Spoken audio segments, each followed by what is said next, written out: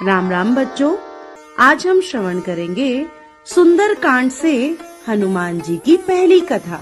जामवान जी के सुंदर वचन सुनकर हनुमान जी बहुत उत्साहित हुए और उन्होंने सभी से कहा कि मैं जल्द ही माता सीता की खोज करके आता हूँ। तब तक आप सभी मेरी राह देखना। समुद्र के तीर पर एक सुंदर पर्वत था। हनुमान जी तो खेल खेल में ही उसके ऊपर चढ़ गए और फिर अपने हृदय में प्रभु का स्मरण करके अत्यंत बलवान हनुमान जी उस पर से बड़े वेग से उछले। जिस पर्वत पर हनुमान जी पैर रखकर उछले, वो पर्वत तो तुरंत ही पाताल में धंस गया।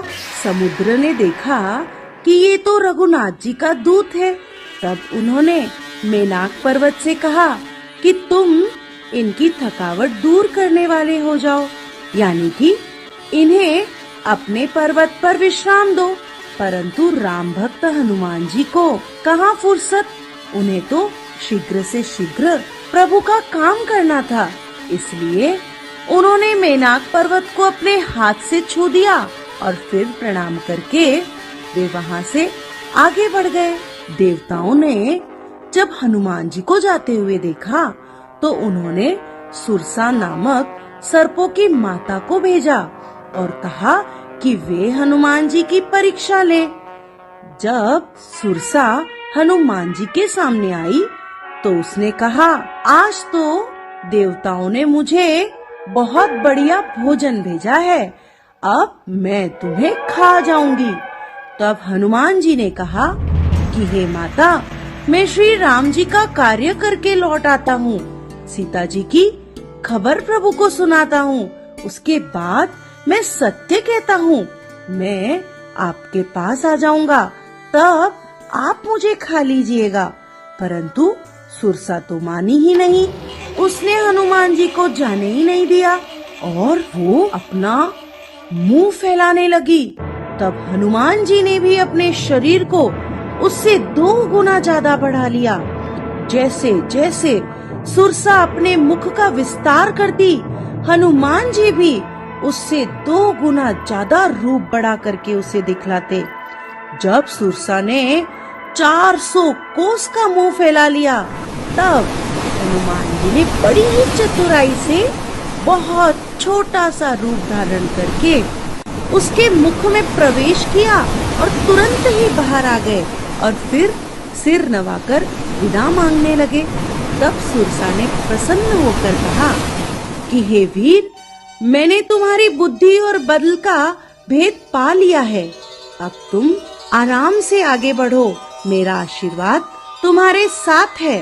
तब हनुमान जी हर्षित होकर आगे चले। आगे चलकर उनकी भेंट समुद्र में एक राक्षसी से हुई। वो तो माया करके उड़ते हुए पक्षियों को पकड़ लेती थी। आकाश में जो भी जीव जंतु उड़ा करते थे वो उनकी परछाई पकड़ लेती और जब वो उड़ने में असफल होते तो उन्हें खा जाया करती। यही छल उसने हनुमान जी के साथ भी किया, परंतु राम भक्त हनुमान जी को भला कौन रोक सकता था।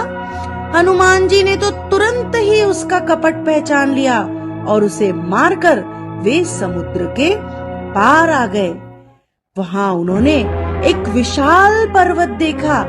उस पर्वत पर चढ़कर उन्होंने लंका नगरी देखी। लंका नगरी जो कि बहुत बड़ा किला था, जिसका वर्णन नहीं किया जा सकता। उसके चारों ओर समुद्र है, सोने के परकोटे और सारी दीवारें सोने से प्रकाशमान हो रही है। उसके अंदर बहुत सुंदर घर, चौराहे, बाजार, मार्ग और गलियां हैं और वहाँ अनेक रूपों के राक्षसों के दल रहते हैं। भयंकर शरीर वाले करोड़ों योद्धा वहाँ रखवाली करते हैं। इस तरह हनुमान जी ने भव्य लंका नगरी के दर्शन किए। नारायण नारायण नारायण नारायण।